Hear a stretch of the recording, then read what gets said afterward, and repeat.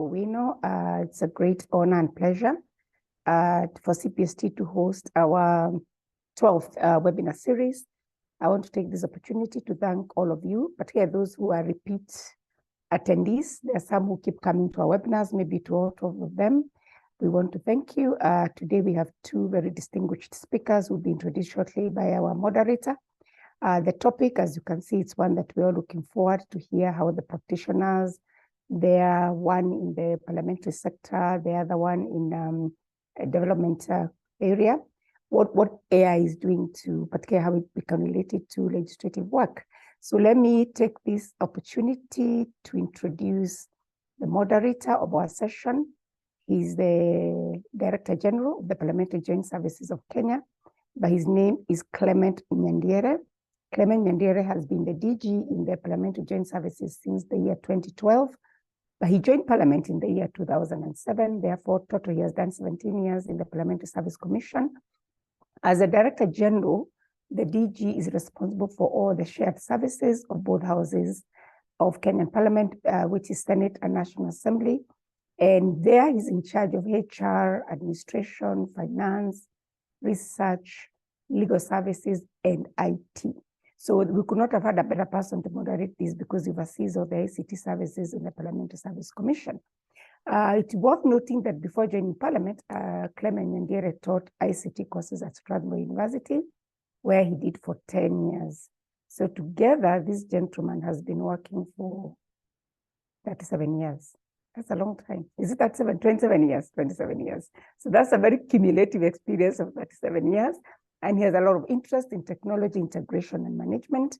And therefore, he's very well placed to interact with the speakers and with them with your questions as he sends them to the respective presenters. Mr. Nyandiere, I welcome you to this 17th webinar. Please moderate it, and we're looking forward to a good interaction with you and everybody else. Karibuni sana. Welcome, DG. Thank you very much, Prof, with that introduction. I think the AI must have told you 37 should be 27. Good morning, everyone, and we are welcome to this webinar. As it has been introduced, we have two key presenters. One will make a detailed presentation, and then there will be a discussant. The honorable team that has joined on board, and I think it's still piling up, the numbers are getting through. This is a very current topic, the issue of artificial intelligence. Those of us who did a course in IT encountered this many years ago, and that time it was very rudimentary. It was a lot to do with robotics, machine learning, and elements of how the human being can be simulated by a machine, and the machine is able to do much more than what a human being can do. Now we are at the level where we are discussing the application of artificial intelligence in legislative business. And that's why we have here good contact from the European Union, Mr. Dr. Ludovic Delepin, who has cumulatively 30 years experience in IT, particularly in ICT governance and in public administration, enterprise architecture, digital transformation, and currently heads the archives unit in the Directorate General of the Presidency, that is the European Parliament Presidency. He has previously been a lecturer, teacher in IT at several French universities, as well as a researcher in CNRS laboratories in the area of artificial intelligence. So allow me to take this opportunity to invite Mr. Ludovic, who is going to make a presentation of about 20 minutes. After that, we will have Mr. Irura, our own from Kenya, to be a discussant, a response. And after that, members will have a 15 or so question and answer. And allow me to inform you that if you have any question as this progresses, please send your question on the chat. Thank you and welcome, Mr. Ludovic.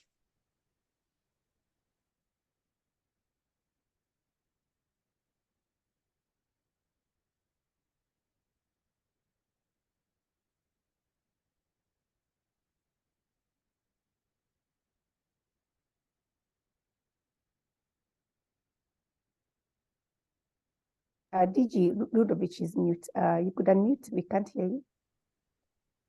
Ludovic, if you can unmute and present, please. Thank you very much. Thank you very much for the introduction. My name is Ludovic Delépine. I'm the head of the Archives unit, and I'm also the co-chairman of the IT Governance Hub from the Interparliamentary Union. And I would like to introduce you some experience we had in the domain of artificial intelligence within the European Parliament. As mentioned before, I'm currently leading the archives of the European Parliament, and the archives are composed of all documents that have been produced and received by the European Parliament since 1952. So it represents something like 5 linear kilometers of paper files documents, around 5 to 6 million records of documents, and 2 gigabytes of digital documents that have been produced or received. So we have quite a huge collection, and something that artificial intelligence likes a lot is data. There's a lot of domains that you can apply artificial intelligence since you have a lot of data. And when you have millions of documents, this means that you have a lot of data that you can play with. So we started our experience in artificial intelligence in 2021. We first set up a very simple chatbot that had 2 main functions. The first one was to answer to basic questions related to the archival domain. What is a font? What is a series? What kind of standards we are using in archiving world, or enabling to look for a document based on very specific information to navigate through the hierarchy of the document storage. So it was pretty interesting, but extremely limited. For each of the indent we wanted to gain more information about, we had to give 32 different ways to express the same thing. So it was really the basic of artificial intelligence in terms of modern chatbots.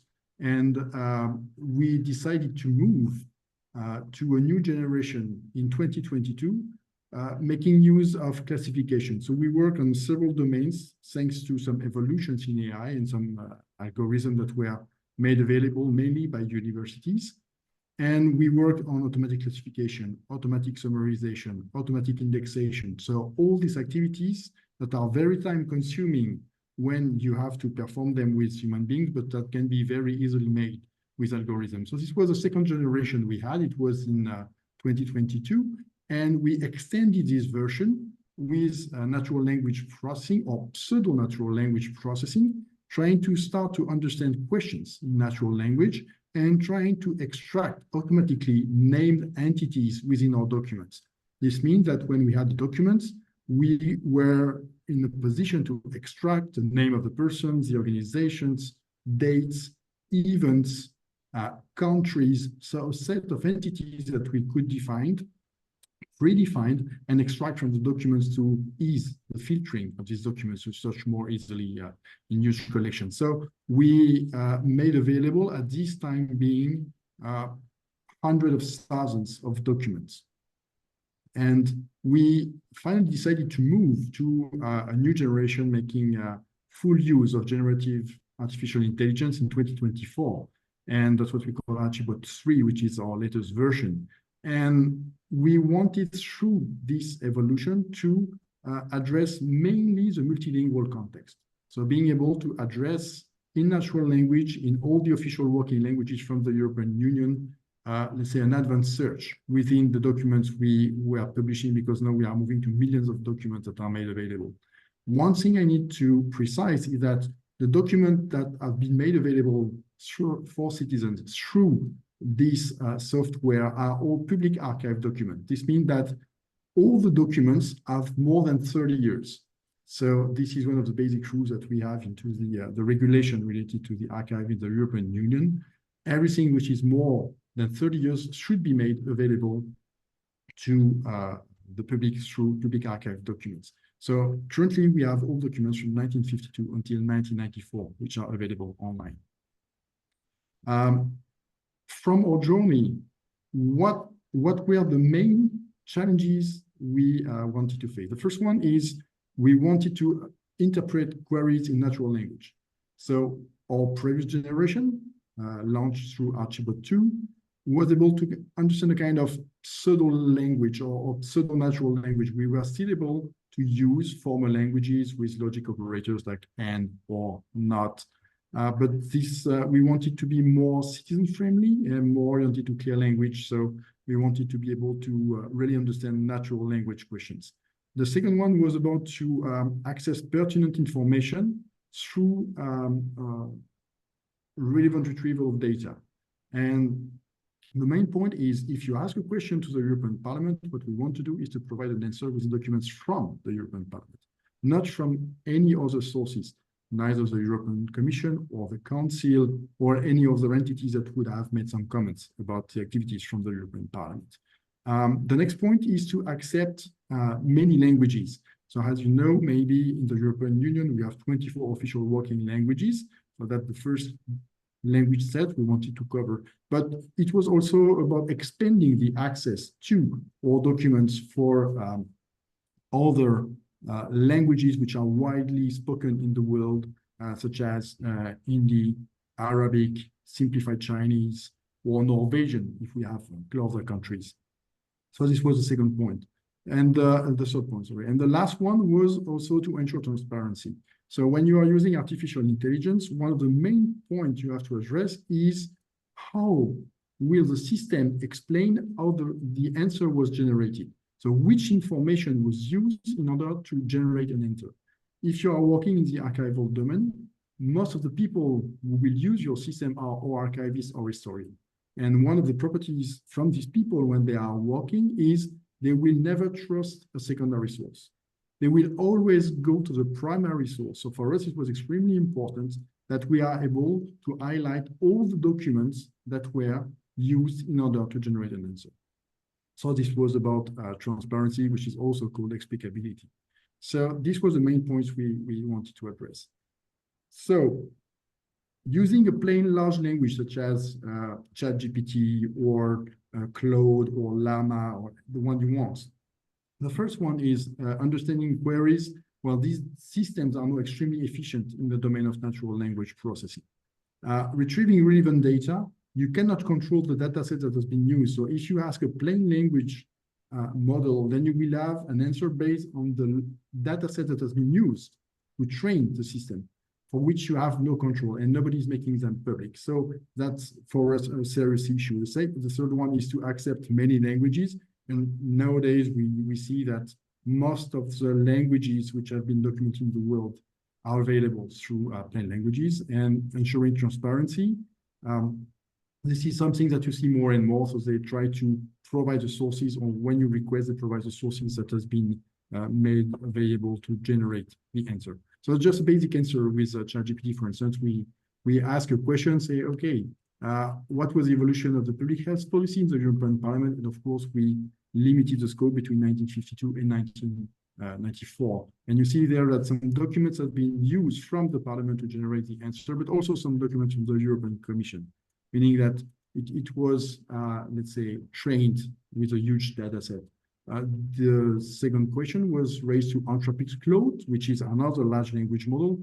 And on this version, the answer was using not only documents from the Parliament, but also from EURLEX, which is from the Publication Office of the European institutions, and also on one side, which is CBCE, which is, by the way, not existing anymore, but for which the document was trained in, which is the Department of History from the University of Luxembourg.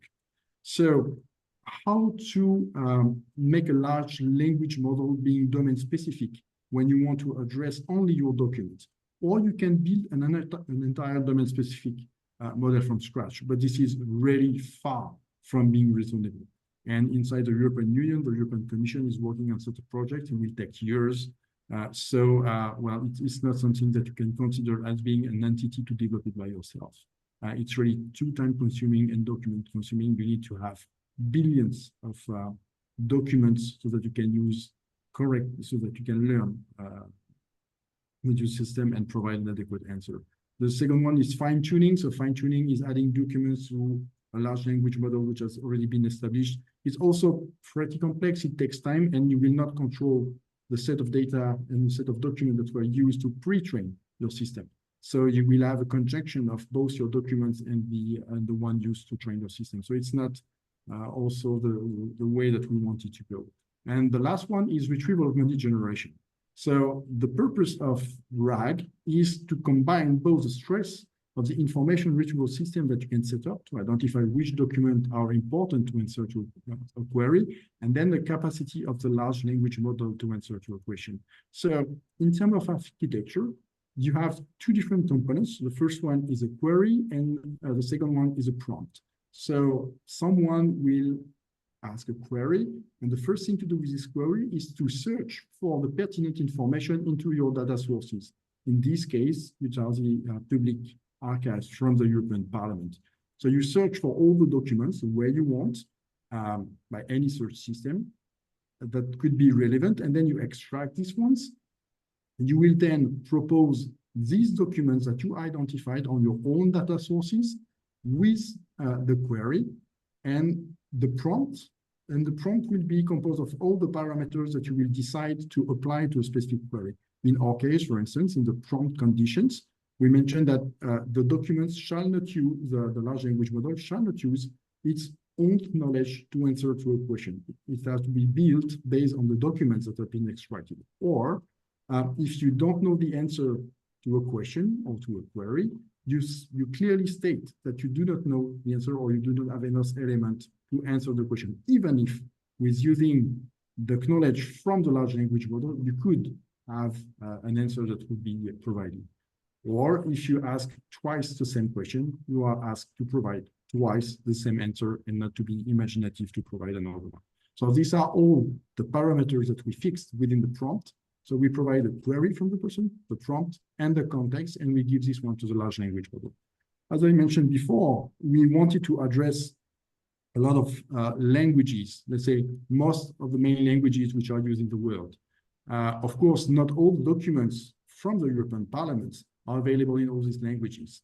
So what we decided to take one pivot language, which is currently French, and we ensure that we have all the original versions of documents in French. And if a query is made in another language, we will detect automatically the language. We will translate the query into French.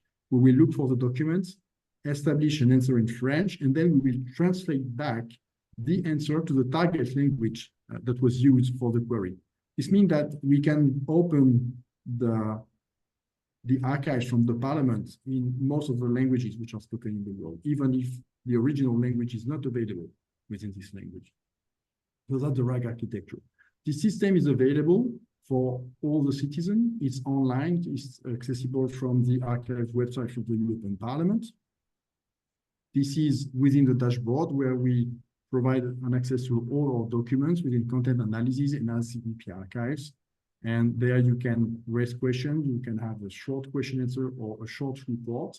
We decided that we want not to write theses with our system. We just want to provide an answer. So we limited the answer to 500 tokens, which is pretty small, but it's still pretty efficient in order to have, let's say, a good idea of an answer to a question. We also made extremely clear from the beginning, and these are the first line, that the answer is provided by an artificial intelligence system.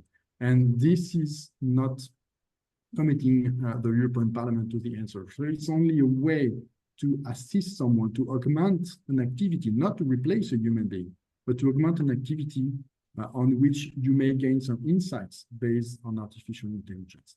So one of the main fear that my colleagues had first was, well, if you provide such a tool for citizens, then nobody will come to us and ask questions.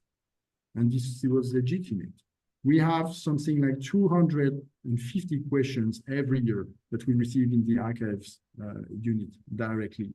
And these questions come from half from the civil society and half from the European Parliament. From the civil society, these are or research departments and universities or legal departments. And from within the European Parliament, this is mainly the unit for transparency and also the legal service. So once we launch these functions, we monitor the use of our systems and also the number of queries we received. And what we found out is it did not decrease the number of questions we were receiving on top of the digital access. It was increasing it because we raised awareness to the citizen or to the researchers or to the lawyers on the document that we have and that they could make use of. So we receive more questions. The number of questions increased. And we see that on the diagrams, on the KPIs, on the left side, you've got the number of the sessions for the dynamic dashboard. So this is the main page that we have. So we are around 1,000 of access per month, which is quite huge. We are only an archives. So, and we are not a national archives, we are an archives from the European Parliament. So having 1,000 of access is quite huge compared per month, compared to 260 queries per year that we receive directly. The number of the conversations using the chatbot was previously extremely low. When we move the generation to generative AI, then you see that in average, we are around 500 queries to the system, which is also pretty interesting. But it did not decrease the quality of the answer we gave. It continued to increase it. So you see on the last KPI that we have a 4.8 evaluation of quality of the answer out of 5, meaning that we are still judged as providing a very good answer. And what we do is that all the time that we gain by the access, by simplifying the access to the EP archives, we can dedicate it to a deeper understanding of the most complex questions we have to give a more precise answer, and eventually to give additional resources that people could access in order to establish a better answer to their own question. So we augmented the activity from the searchers, and we, in the same time, increased the quality of our work.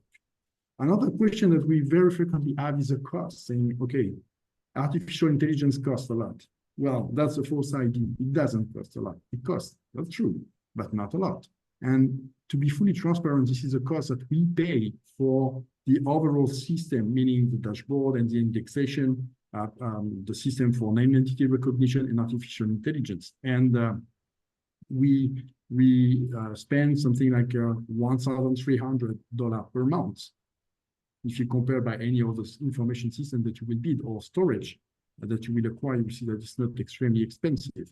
And the part which is related to generative artificial intelligence is the brown one on the top, meaning we spend something like $30 per month for our system, but of course was designed to try to spend as less as possible.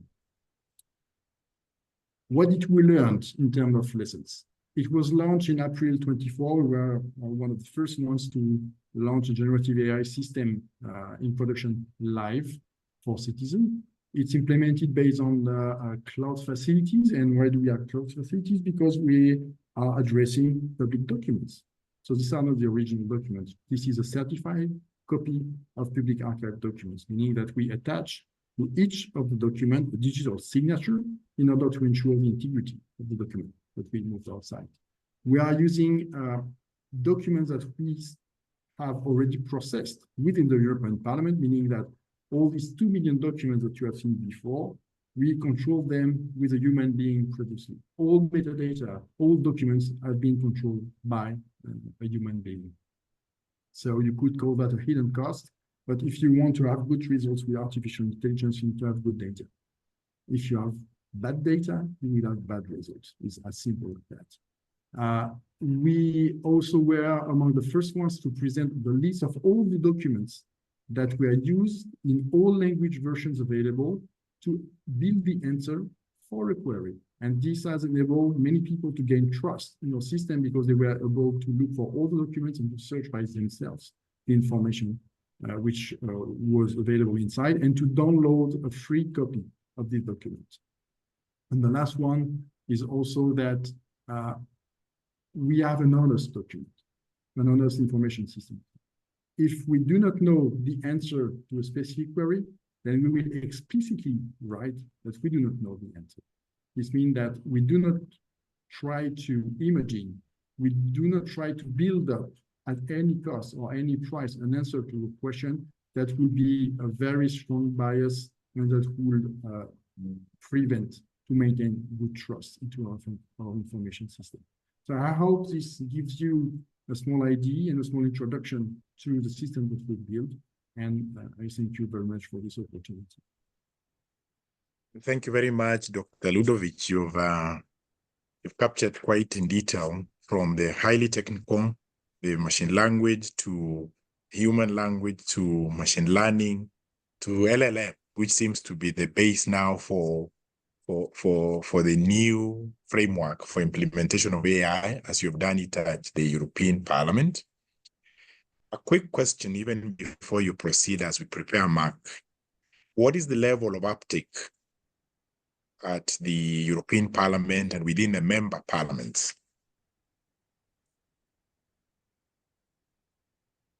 So I did not understand clearly the point that was before European Union.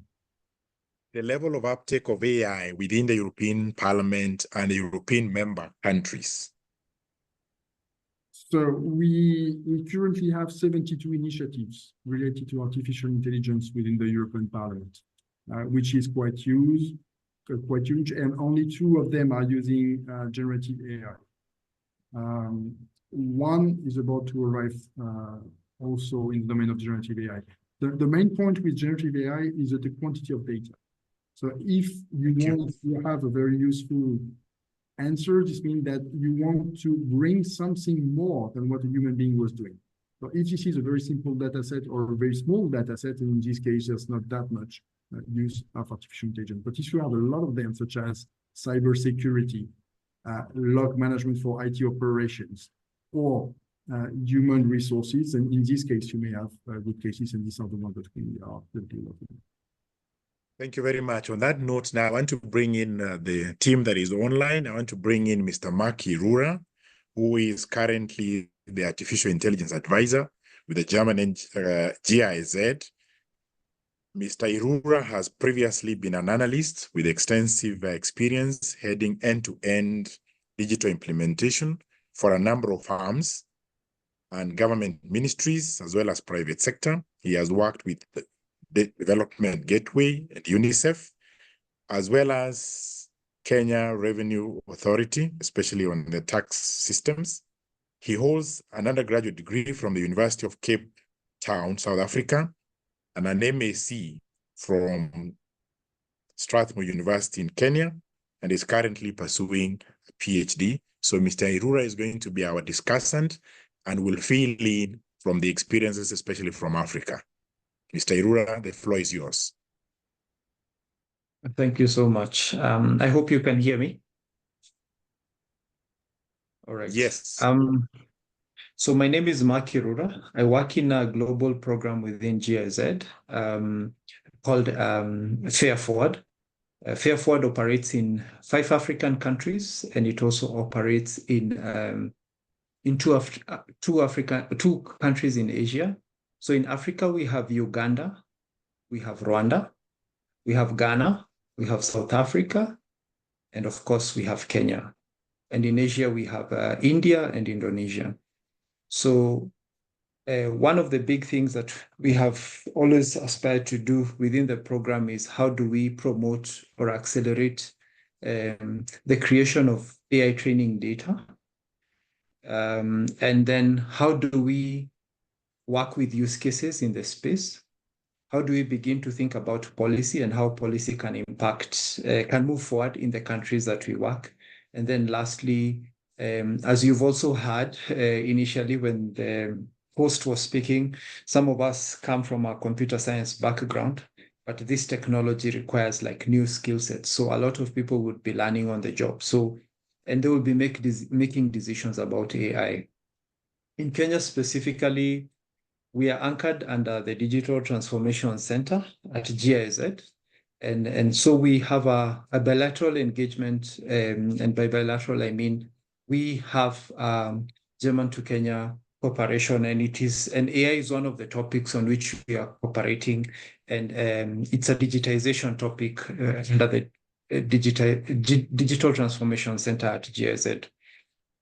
I wanted to talk a little bit about the work, and then also maybe Ludovic, I'll come back to you maybe so that we can have a bit of an exchange. So in Kenya, probably a more use case approach that we've taken is we have done a chatbot as well with the business registration service, that's company registry. So for those who are Kenyan in the room who would know at Sharia House and how to go about registering a business, when we started with this project, and very much similar to what Dr. Ludovic has shared, is we started with the intention to be able to allow like a young person, a young Kenyan entrepreneur, like how would you go about registering a business? And for that, like sometimes the process is, you might not know how much it costs, you don't know how long it takes. And all these processes and procedures are in people's heads sometimes, but to access that information is not so easy when you go to the website. So when we started with the process, one of the things that was clear was when you ask somebody at BRS, I'll call it BRS, Business Registration Service, on how to register, they will go back to the act, or they would say a director does this or holds these functions, and in very legal language. And we had to break it down a little bit into a format that can be understood. So a lot of human design, a lot of human-centered design is required in order to break it down. But then, unlike the model which we've had from Dr. Ludovic, where they're implementing RAG, we had a model that just picks from a domain-specific information, because at this stage, we want to so the project started in 2020, and we wanted to kind of take a step back a little bit and be able to just allow the system to pull from a domain of knowledge which BRS is specifically comfortable with sharing. So maybe there's somebody speaking. If you can mute, that would be good. So with this, within the Kenyan context, you could ask a question. You could ask a question is, how do I register a business? And if you go to brs.go.ke, you can have a look at it. It's a bit slow, but the tool is there on the website. You could ask a question. And the first thing is we have to understand, and Dr. Ludovic talked about it, natural language understanding. How do I understand what you're asking? What language is it? And how do I interpret your question? We allowed the bot to be able to understand English, Swahili, and then in Kenya, we have something we call Swanglish. Like somebody could say, nataka kuregister business. So they mix both Swahili and English. And sometimes also you have Sheng. So they would say, instead of saying businesses, a lot of young people say, nataka kuregister biz. Biz is B-I-Z. And we interpret that, and we go specifically to the knowledge base and respond. But similarly to the EU and the use case that has just been shared, if we did not have an answer, we would say we don't know, because also we cannot have something that would spew out information that people do not understand. And this then demonstrates how important it is for us to be able to have a tool that within the government context is safe to use. And so we are thankful we worked with a team, a Kenyan team actually. We had a collaboration from with a global firm called Clear Global, but in Kenya we worked with a firm that is called the Technology Innovators Network, Think. And Think were able to kind of work on this and work in the local context and promote this. So I think I wanted to give that background because I wanted to share with the people in the house that like there's work that is going on. There's work that is going on, and I see that the EU has gone ahead and actually implemented a RAG model, an open source RAG model. That is very important. It's things that we can learn from, because it borrows from both generative aspects and also retrieval of information, which is where we want to go. Now, I want to take a step back and talk a little bit, especially to the Kenyans in the room. And one of the big challenges that we have is how do we have good training data that can be able to train such a chatbot, whether it's in the field of agriculture, whether it's in the field of health, because all this knowledge exists, but this knowledge might not necessarily be digitized or be in a format which can be used by, researchers, because we have people who are kind of already trying to develop corpora. Corpora is like the knowledge base, whether it's spoken or it's written, that can be able to be used subsequently for these downstream tasks, such as translation, such as even just simple analysis. How, for example, could we analyze the Hansard? So, for example, Parliament publishes Hansard as PDF documents. I know in the past I've been able to go and pull data from 2013 to 2022, for example, but it's a PDF document. Could we have text of that such that these documents can kind of be analyzed? Like, what are the discourses about agriculture and health, for example, that are of interest? So, and also I like that the Kenyan Parliament also has a YouTube channel where we can access this information. And this information is so critical because we are at the stage where you've had Dr. Ludovic talk about going 30 years back. How far back could we go in terms of these discourses that have been had that are so important to the country around agriculture, for example, around trade? Because it is this data and this information that, like at a basic research level, whenever we're beginning a task to build a tool, sometimes you have to do primary data collection. So maybe I'll pause there on my thoughts, and then maybe I do come back to Dr. Ludovic and maybe ask a question. You talked about 24 languages, for example.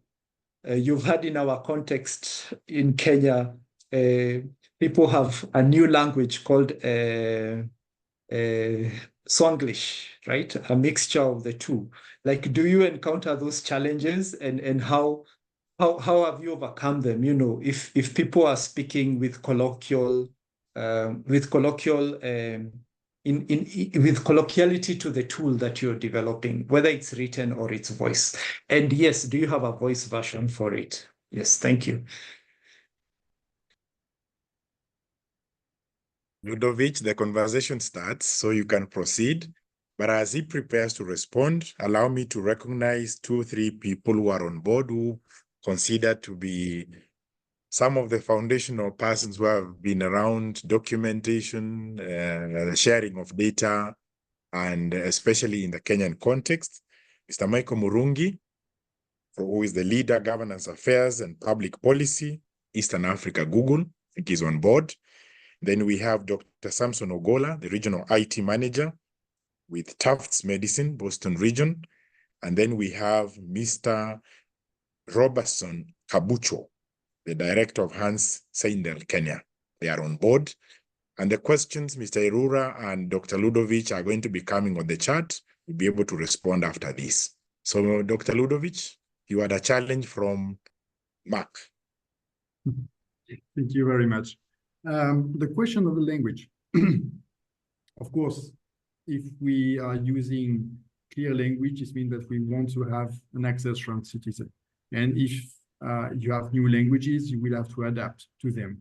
Languages are evolving, they are never fixed in time. You are mentioning the Swanglish that you have. I could also manage with the Franglish, which is a kind of English version spoken by French people with their extremely funny accent when English natives are listening to us. So there's a lot of languages like that. When you train a large language model, you use documents. These documents can be sounds, they can be written documents, they can be images, they can be videos. So they can be any kind of data source that you may collect. So if this is only a spoken language in between people for which you have no traces, no large language model will be able to address these languages.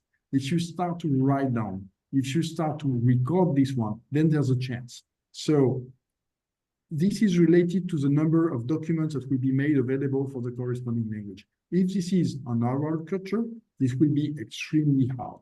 It's not impossible, but it will be hard. If this is a written language, then in this case, you may, let's say, ease the access to these documents and to the persons who are currently using these languages. So this is the overall question. We had, for instance, languages that were covered very recently by large language model, for instance, Maltese, which is spoken by people, but for which there was not that many documents. We are speaking about billions of documents. We are not speaking about 100 of documents, not enough to train a large language model for a specific language. We are speaking about billions of documents. And it was pretty complex to find these documents. We had the same thing with Gaelic, for instance, spoken in Ireland. So all these languages with, let's say, a huge culture, but a few number of documents that were available to keep track of this language had to be increased so that large language models could be used. That's exactly the same thing for English. If you want this language to be recognized and to be used in large language models, you have to make sure that you provide sufficient number of documents in this language so that the system can be trained with. All right. Thank you so much. Okay, proceed. No. I thank you so much for your response, Dr. Ludovic. I think maybe before I respond to the question that has been asked, I also wanted to ask him, because they have gone ahead of us in terms of the work.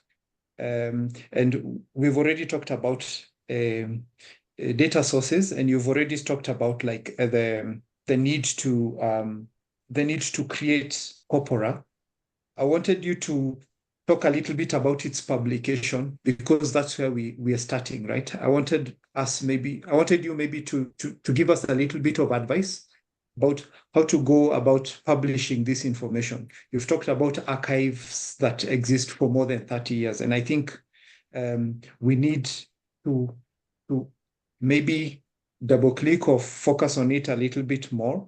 And maybe you could talk about your experiences, because it's not just techies who will build these tools. We need academia, we need government, we need the private sector and so forth, who will develop tools from this data. But probably I wanted you to share a little bit about your experience with acquiring like data acquisition. And then I will come back to the question that has been asked in the chat, if that's okay. Yes, after that, we'll proceed to the questions. After Dr. Ludovic's response, we'll now focus on the questions that have been raised. And members in the room, please feel free to raise any questions in the chat. Proceed, Dr. Ludovic. So the first thing I was talking about during the presentation was the cost. People think that AI costs a lot, and that's wrong. It doesn't cost a lot. The second thing is AI requests a lot of human resources to work, and that's also not the correct idea. Everything we did in the archives unit, meaning all the AI system we developed through automatic generation, automatic summarization, automatic translation, indexation, named entity recognitions, and more recently, generative AI. All these things was done with one person, right? So I don't need to have an army. I don't need to have a big five. I don't need to request for a lot of resources, financial, human resources to do these systems. They can be done very easily. And the reason why is that first, we have some data which are public data and that can move to the level of classified information. We can store in the cloud classified information on the solution that we have. Confidential information. We cannot store classified information, but confidential information we can. Basically, all documents that we are producing in that we are receiving. That's the first constraint. The second one is you integrate services. We are working with Amazon, and on Amazon, you have one abstraction layer, which is called Bedrock, and the generative AI system that we use, which is Cloud, provided by the company Anthropic. And this one is in a way hidden behind the service layer that we access. So it's extremely easy. Of course, you have to understand how to set the parameters in order to have an appropriate prompt. But it's not something which is rocket science. You can do that pretty easily. So we don't need to have a lot of resources. And the other point is you need to have geeks. Well, I like geeks. My son is a geek, right? But the person who is performing all our AI system is currently 64. It's a question of mindset. It's not a question of being young. So when you have all these conditions, the technology is mature enough to provide this kind of support for augmenting activities which are related to natural language, such as the one we have. And we are addressing archive documents, but this is related to the regulation. We have two regulations that apply to it. The first regulation is 35483, which regulates the public archive, or let's say the archives from the European Union. Everything more than 30 years has to be made public. Full stop. The second one is transparency, regulation 1049/2001. Everything which is published after 2001 has to be made accessible for the citizen. If you combine both, except 7 years, because we are in 2024, so minus 30 years, 94. So in between 94 and 2001, we have no legal base to provide an access to documents. We should make a risk assessment if we want to provide an access to this one. But out of these 7 years, we can provide an access to all public documents from the institution. Meaning that we don't have this question about whether we show, whether don't we show. No, it's by regulation. And we will come to each of the questions that have been raised about which frameworks applies and which regulation among which the AI Act and other regulations that applies to AI systems that we are, of course, respecting. But in order to build these systems, please do not consider that you need to have a huge amount of resources, financial resources, human resources. You need to have first good data, and then you can start to go. Thank you very much. On that note, data is the primary thing, not your age, not how much you have. Now, before Mr. Irura comes in to answer some of the questions, please post also questions for Dr. Ludovic. May I recognize in the house a team of candidates attending a training course organized by Cpst at Kenya School of Government. You are very welcome. Mr. Irura, you can proceed and answer the questions which have been posted for you. Okay. Okay, thank you. So let me start with this one. I think is a hot one. Is the legislative framework in Kenya required to deal with any potential threat emanating from the use of AI in the governance system? So and maybe that will answer a couple of the others more.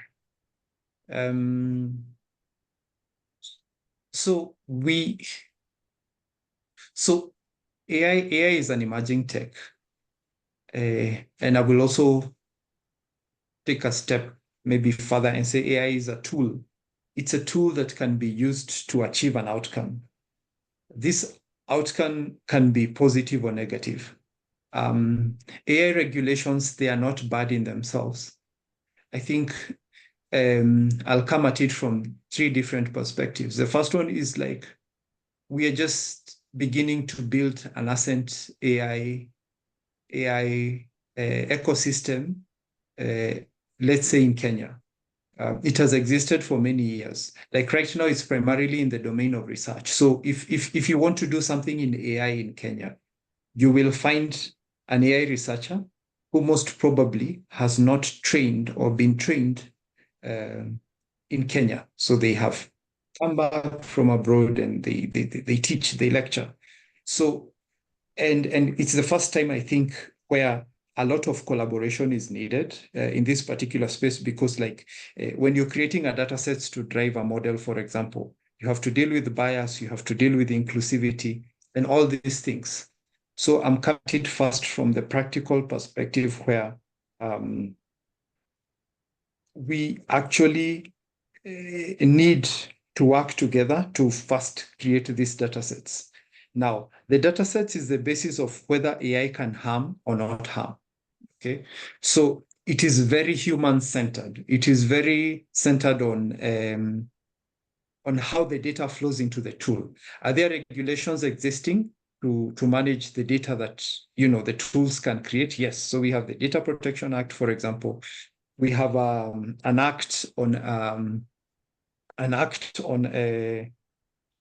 cyber security and protecting what people post online, for example, and also, of course, we have the Bill of Rights in the Constitution in Article 31, and the issue about like, for example, the right to privacy is anchored under human rights, but it's increasingly now in the online space becoming the issue of data or digital rights.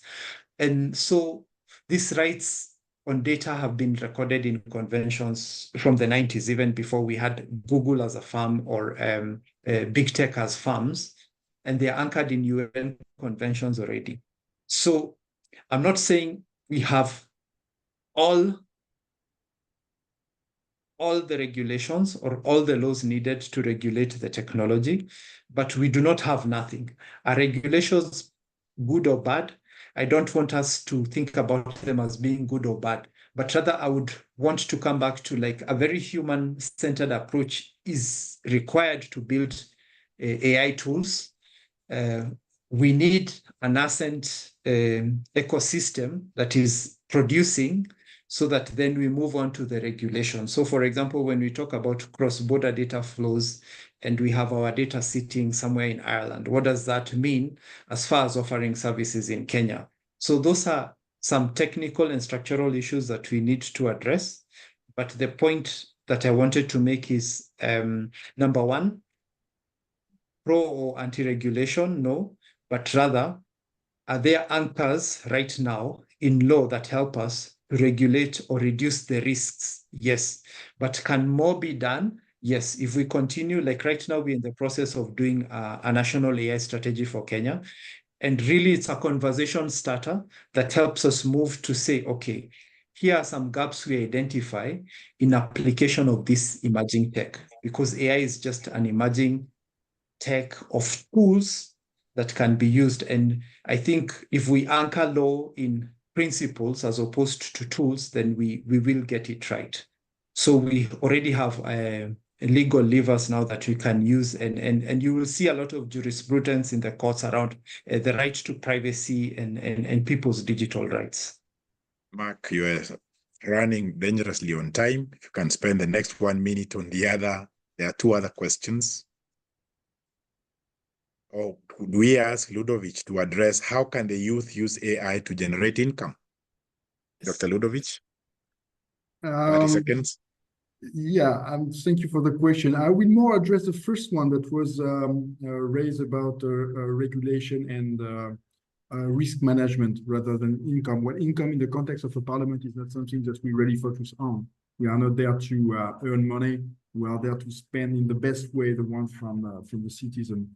So of course, we base our approach in artificial intelligence based on the regulations that apply, mainly the AI Act that was approved on 21st May 24, and everything is about risks.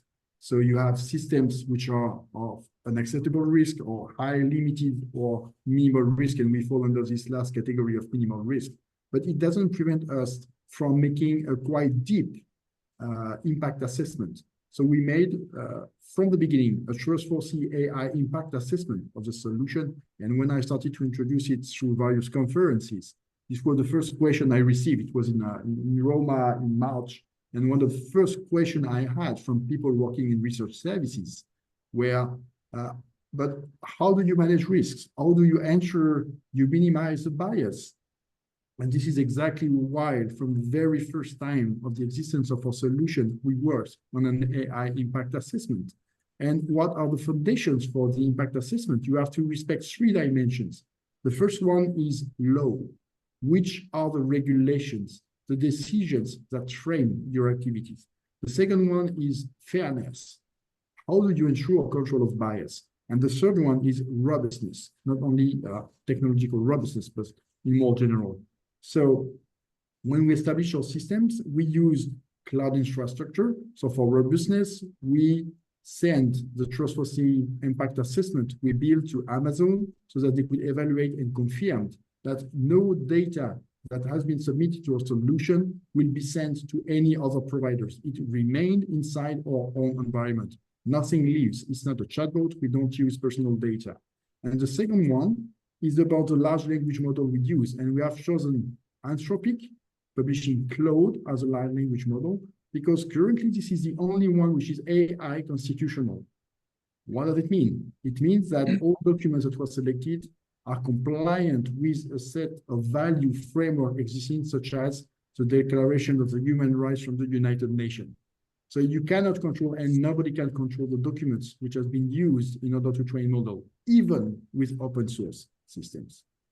So for us, it was a guarantee that the documents that have been used in order to train the system are not supporting segregation or are not supporting inequalities. So this framework is the closest one from the Charter for Fundamental Rights from the European Union. And this is why we have chosen Claude from Anthropic. And this was also sent to them, saying, okay, help us to ensure that we minimize the bias in the way that we provide an answer to citizens. So this is the approach we took. And I think that it was a pretty interesting one by saying, if you start to work on generative AI, please perform an impact assessment while you establish your system. This will help you to improve the quality of the solution that you will deliver in the interest of your stakeholders. Thank you very much, Dr. Ludovic. There is a special guest I want to bring on board to address for 2 minutes. That's Mr. Michael Murungi. So Michael Murungi started off from National Law Reporting. He's a leading lawyer around IT and technology and legislation. So Mr. Murungi, if you don't mind, you can address the issue of cyber technology and the legislation, as well as the challenges we are likely to face in this area for 1 minute or so. Please, admin, allow Mr. Murungi.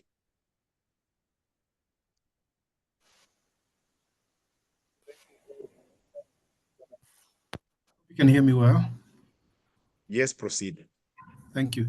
Yes, thank you. Great conversation. I think I'll just say very quickly that, yes, like you alluded to, Clement, when I was working at the Council for Law Reporting, I remember we had these huge archives of Kenya Gazette notices going back to 1800 something, 1890 something. I think the first Gazette notice declaring in Kenya British Protectorate. And coming forward to 2011, that was the year when I was working on that.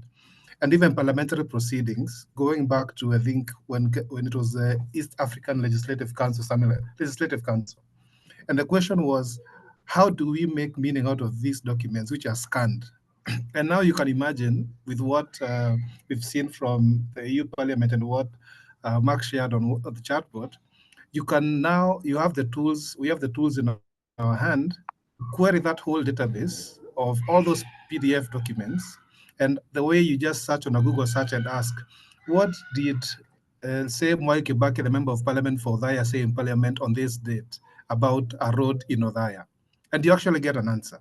And that's the power of the tools that we have in our hand now with AI. And I would say on the legislation side, I think Mark has mentioned that he is supporting, as GIZ, Kenya, the government and stakeholders in coming up with an ICT strategy. And I think that is great because we see that most countries have met this moment with the answer that when we have a moment of reckoning, a technology that has come up that is going to diffuse and change every sector of the economy, it's a moment of national reckoning. It is not a moment to rush to regulation, because I know there was a segment of the industry that proposed a bill to regulate to set up a bill a body to regulate deployment of AI. It's a moment to actually reflect on how do we approach this moment thoughtfully and make sure that AI is deployed in a way that, keeps us on the trajectory of development and growth. And the focus on first growing our infrastructure, moving to cloud-first policies, supporting national upskilling on AI from primary school all the way up, modernize our national data systems and and then later we can see how we can support AI enabling regulation, which is what we've started doing collaborating with other stakeholders in contributing to a national AI policy, which is a great approach, I think. Thank you very much for the opportunity. Thank you very much, Mike. We are coming to the closing moment of this meeting, which we have had a very good webinar. I want to request Mr. Mark Irura, if you have any concluding remarks, then we go to Mr. Ludovic. Thank you. I think maybe I will conclude by sharing that I think within our context, we have to scaffold a little bit more and work together. We are not going to be building management information systems, but we need each other more than ever if we are to catch up. And more importantly, if we are to build tools that are meaningful, that will reach a lot of the population and promote inclusivity. And I think lastly, there's a question that has been asked on AI risk. Maybe let me talk a little bit about it. An AI risk researcher is a very expensive resource, and you do not have enough. So big firms like OpenAI, which have made ChatGPT come to us, they have a barrage of the best working for them. But we don't have enough. So when we talk about AI risks, is the model can deceive. Is there somebody who is specifically looking at the algorithm from a mathematical perspective, not from a legal perspective?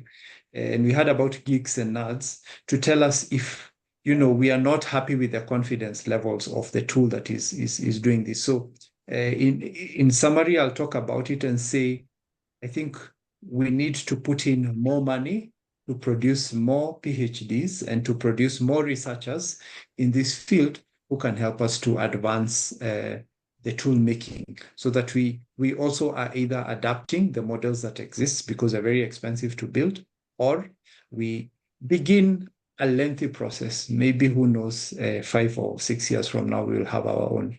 Thank you. Thank you very much, Dr. Ludovic. Your concluding remarks.